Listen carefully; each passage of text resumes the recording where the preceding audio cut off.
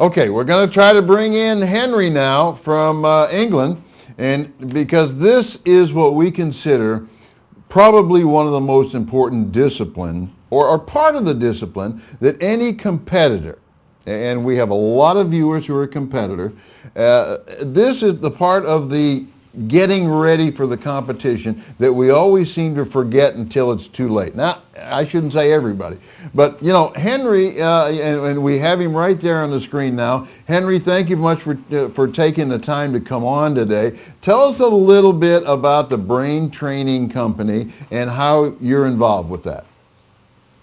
Okay, well, thank you for inviting me. It's actually quite a historic moment in that 10 years ago to this month, I believe, that it was when the first client that I was working with became world champion. Actually, Ben Brunton became the world FITAS champion.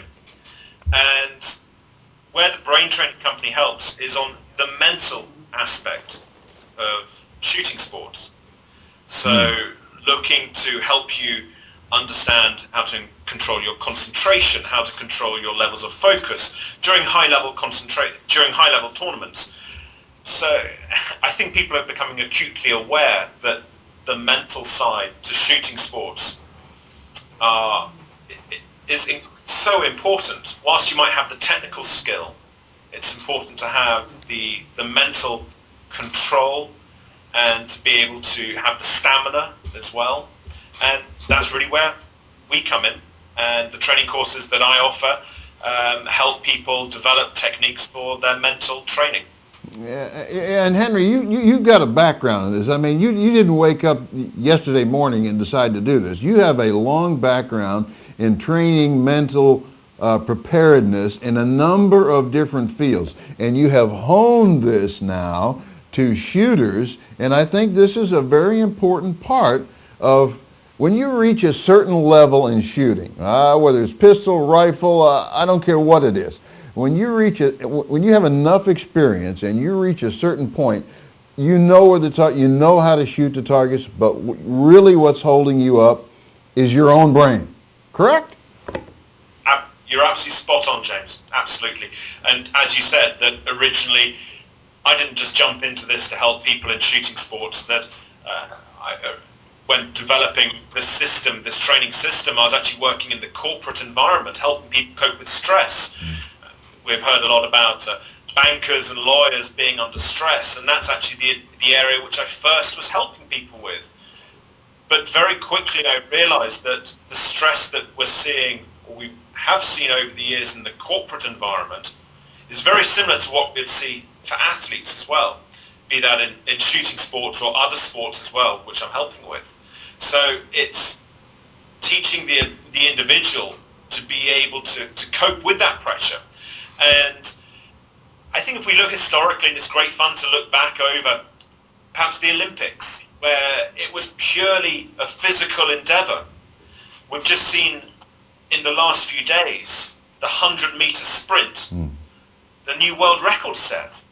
And a lot of that, whilst it's the physical preparation, it's also the mental preparation, being mentally prepared. Who is the person that can control themselves on the line?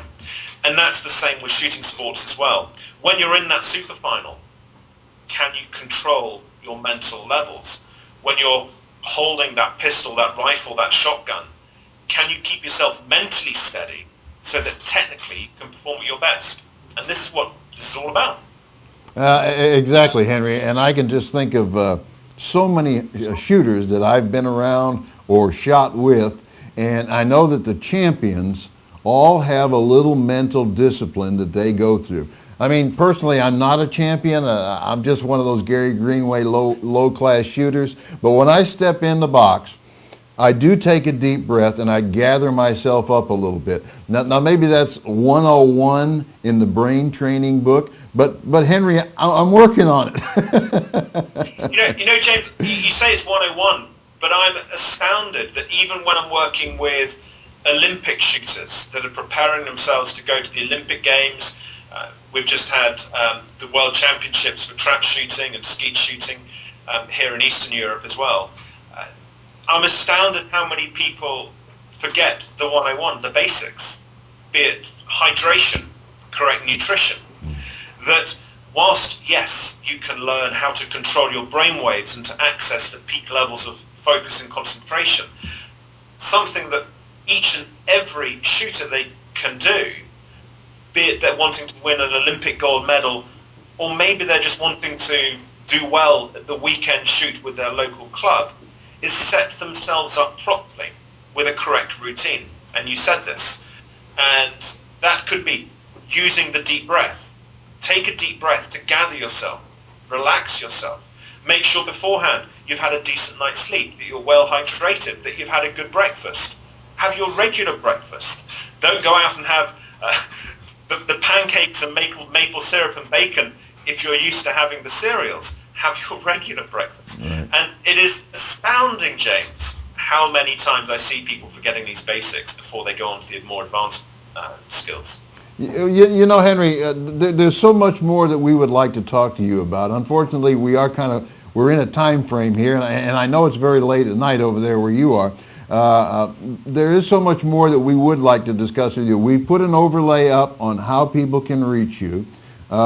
I know you've worked with a lot of very good shooters here in the United States. So quickly, give me some names of some of the folks, and England as well, that you've worked with that many sporting clays people would understand.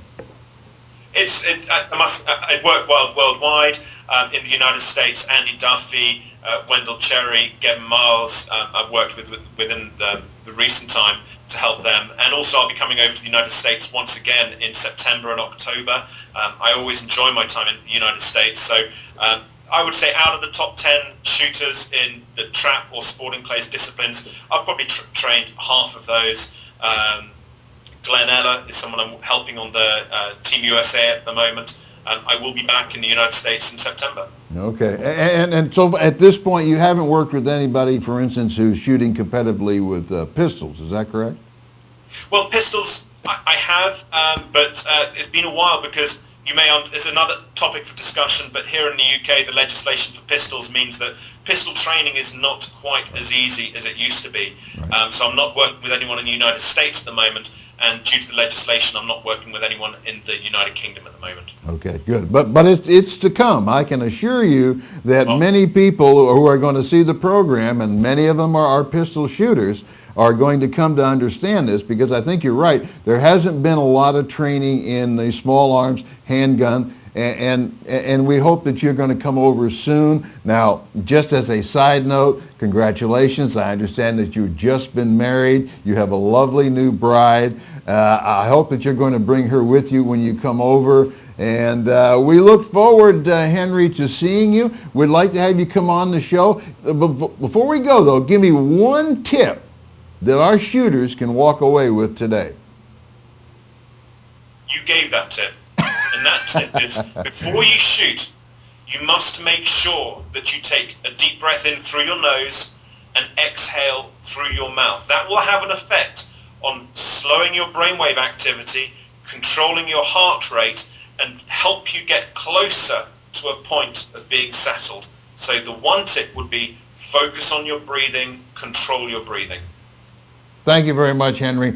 We're going to bring you on again, okay? I absolutely promise, because I'm starting to get emails right here, right now. There's a lot of people with a lot of questions. We want to do a little something more with you. Let's get together again, and we'll have you back on. I look forward to it. Thank you. Thank you very much, Henry. Bye-bye. Cheerio. Bye-bye.